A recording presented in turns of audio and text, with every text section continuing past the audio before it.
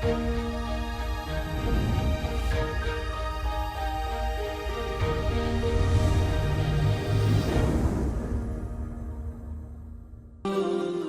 əziz tamaşaçılar.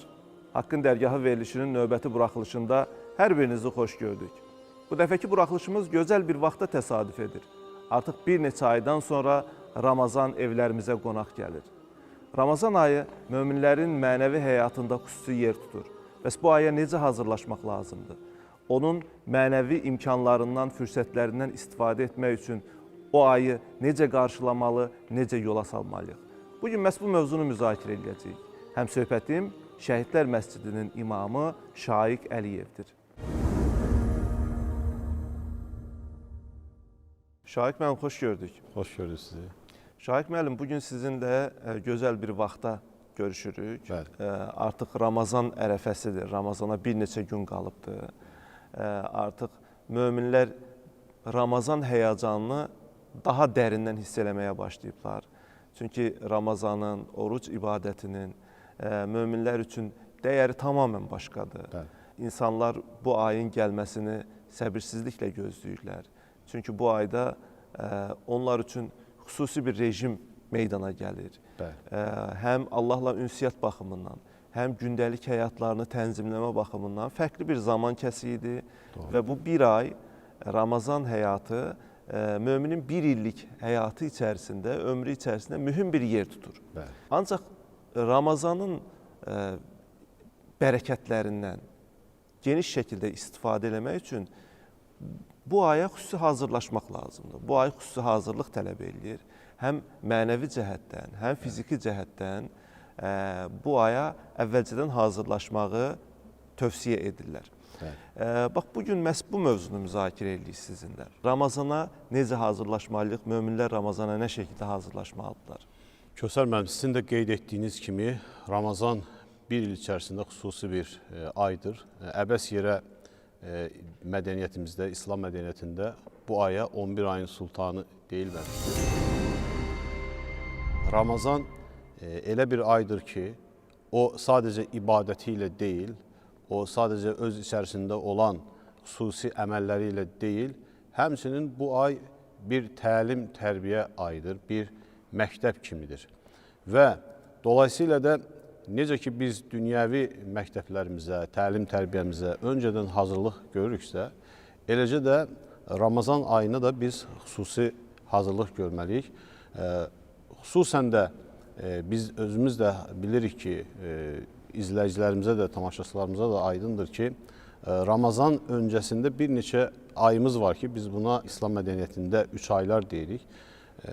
Rəcəb, Şaban və Ramazan bunlar ard-arda gəlir. Biz bilirik ki, Peyğəmbər Əfəndimiz aleyhissalatu vesselam Rəcəb ayında, Şaban ayında xüsusi ibadətlərə bürünərək, oruc kimi, digər namaz kimi ibadətlərə bürünərək Ramazan ayının artıq hazırlığına başlamışdır və bunu da öz ailəsinə, səhabələrinə tövsiyə etmişdir. Dolayısıyla hər bir müsəlman da Ramazan ayı gəlmədən artıq onun sevincini, həyəcanını yaşayır. İnsanlar o ruh halına özlərini kökləmək üçün, Ramazan ruhuna kökləmək üçün Peyğəmbərin tövsiyəsinə uyğun olaraq Rəcəb, Şaban, Ramazan ayına qədər, Rəcəb, Şaban aylarında müəyyən günləri oruç tutaraq, müəyyən günlərdə ibadətlərini artıraraq bu ibadətə hazırlanırlar. Əvvəlcə mən istəyərəm ki, biz Ramazana hazırlığın mənəvi tərəfi haqqında danışaq. Düzdür, bu 3 aylar, yəni Ramazandan əvvəlki 2 ay insanı mənəvi olaraq, zehni olaraq ona hazırlayır. Amma bax, bir neçə gün qalmış Ramazana, hansı niyyətlərlə, hansı mənəvi hisslərlə özümüzü təkmilləşdirməliyik ki, Ramazan gəldikdə artıq ilk günündən etibarən biz onun bərəkətindən istifadə edək? Əlbəttə ki, Ramazan deyəndə bizim yadımıza təqva düşür. Çünki Uca Allah Ramazan orucunu bizə Quran-ı Kərimdə tövsiyə eləyərkən qeyd edir ki, bu sizdən öncəki, əvvəlki ümmətlərə də vacib edilmişdir ki, sizə də vacib edildi ki, təqvaya çatasınız. Deməli, hər bir müsəlmanın təqvaya çatması gərəklidir. Bu ibadətlərin zövqünü, şövqünü ala bilmək üçün və burada ən önəmli məsələlərdən biri tövbədir.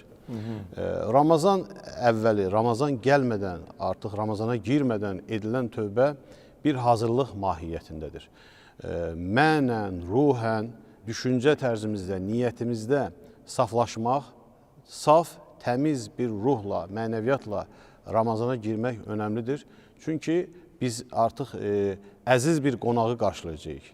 Bu da Ramazan ayıdır. Necə ki, biz bir qonağımız gəldiyi zaman artıq hazırlıqlara başlayırıq. O həyəcanı hiss edirik ki, əziz bir qonağımız gələcək. Onu ən gözəl şəkildə qarşılayaq və ən gözəl şəkildə yola salaq. Ramazanda da tövbə bu baxımdan çox önəmlidir.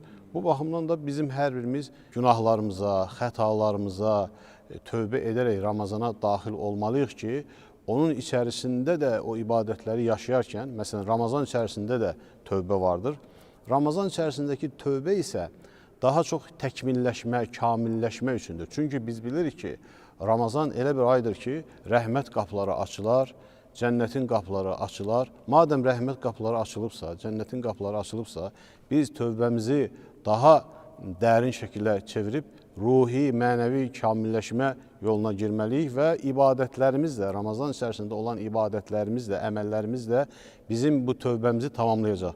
Yəni, belə demək doğru olardı ki, Ramazan öncəsi tövbə Ramazana hazırlıqdırsa, Ramazan içərisindəki tövbə isə Ramazanda müsəlmanın, müminin, onu yaşayanların kamilləşmə dövrüdür.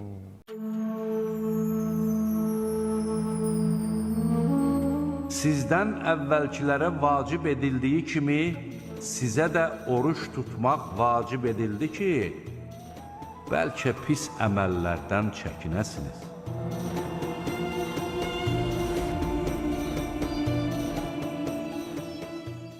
Bəzən Ramazana münasibət, Ramazan bir ibadət ayıdır.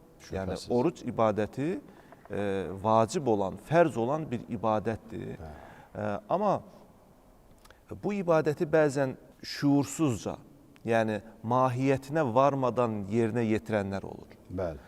Bax, bununla bağlı Ramazanın gerçək mənada savabının və Allah qatında dəyərinin ortaya çıxması üçün, sizin savab xananıza yazılması üçün bütün əməllərdə olduğu kimi burada da niyyət çox vacibdir. Yəni,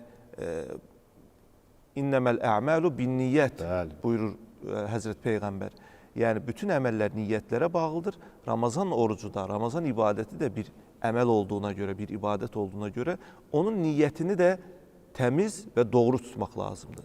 Bax, o təmiz və doğru tutulan niyyət nədir? Bütün ibadətlərdə niyyət əsas olduğu kimi, önəmli olduğu kimi, Ramazan ibadətində də, oruc ibadətində niyyət əsasdır. Sizin də qeyd etdiyiniz kimi, əməllər niyyətlərə görədir, əməllər niyyətlərə bağlıdır. Və bu baxımdan da Ramazan artıq gəlmədən artıq biz niyyət edirik. Məsələn, deyirik ki, qarşıda gələn bir ayın orucunu tutmağa niyyət etdim Allah rızası üçün. Bunu görürsünüz, müsəlmanlar ayın öncəsində deyir. Yəni, bunu bütün aya şamil edir. Və xüsusən də biz hər sabah oruc üçün qalxdığımız zaman yenə o niyyətimizi təzələyirik. O zaman deməli, niyyətimiz şuurlu hala gəlir ki, bunun məntiqi bir nəticəsi olur. Yəni, niyyət əslində nədən ibarətdir? Dil ilə söyləməkdir və ya qəlbdən keçirməkdir.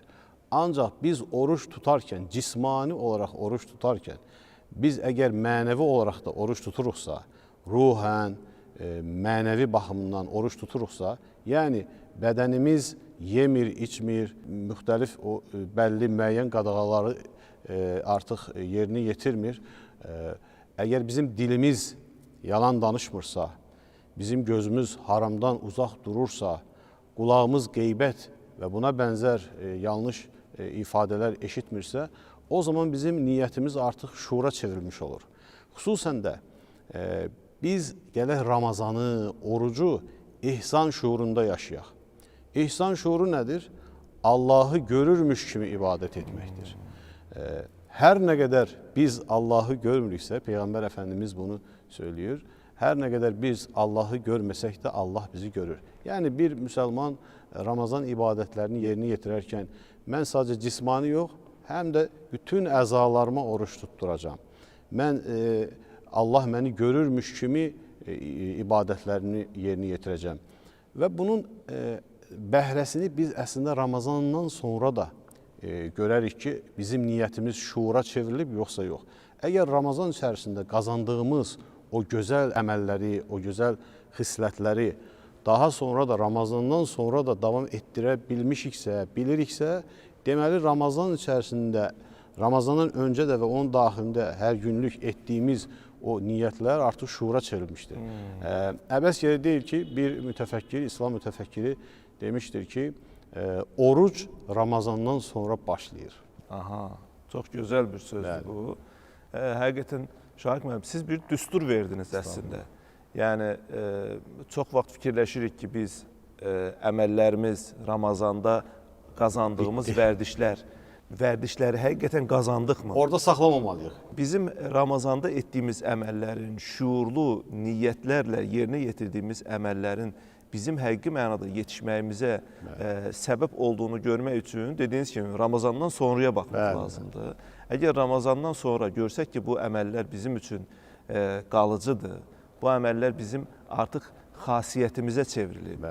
Dediyiniz məsələlər var da, yəni qeybətdən uzaq durmaq, yanlış işdən uzaq durmaq, yanlış sözdən uzaq durmaq, bütün üzvlərimizi, bədən üzvlərimizi yanlış əməllərdən qorumaq kimi alışqanlıqlarımız Ramazandan sonra da davam edirsə, deməli biz Ramazanı həqiqətən haqqı ilə yerinə yetirmişik. Zaten məqsəd də budur. Yəni Ramazanın məqsədi də budur. Ramazan ayı bir rəhmət ayıdır. Ramazan ayı bağışlanma ayıdır. Ramazan ayı şeytanların zəncirə vurulduğu, rəhmət qapılarının açıldığı, əzab qapılarının bağlandığı mübarək bir aydır. Allah bu ayda ehsanını bol-bol möminlərə verir, insanlara verir, yer üzünə səpir. Bax, Ramazanda günahlarımızdan bağışlanmaq, Ramazandan təmiz bir şəkildə çıxmaq üçün bizə Ramazan hansı fürsətləri verir? Bəlkə də bu Ramazan bir son fürsətdir. Bu şuuru da anlamaq mənə elə gəlir ki, müminin bu ayı gözəl yaşamasına səbəb ola bilər. Necə düşünürsünüz? Bizim İslam mədəniyyətində qeyd olunur ki, Ramazan içərisində, Ramazanda tutulan bir günlük orucu başqa günlərdə əvəz etmək olmaz. Məsələn, Ramazanın deyək, misal üçün, ayın 10-cu günü oruç tutdum. Amma mən bu oruca bərabər başqa günlərdə nə qədər bir ay, 2 ay, 3 ay oruç tutsam da o bir günlük oruca bərabər ola bilməz. Ona görə qeyd olunur ki, çalışın, diqqət edin ki, Ramazan içərisində oruclarınızı qaçırmayın. Xüsusi bir hallar olmadıqca əldən verməyin, fürsəti dəyərləndirin.